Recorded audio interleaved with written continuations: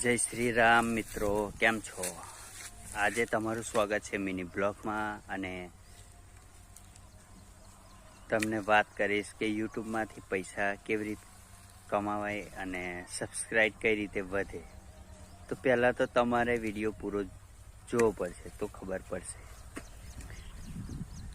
ભારત દેશમાં 140 કરોડ દેશવાસીઓ છે. એમાં 60 થી 70 કરોડ લોકો એવા છે જેમની પાસે મોબાઈલ છે અને યુઝ કરતા હશે સોશિયલ મીડિયા.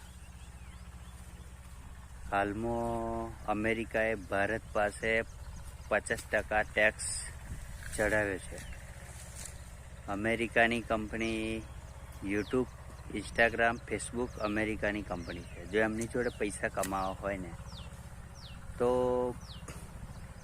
બધા યુટ્યુબરને એકબીજાને સપોર્ટ કરવો પડે.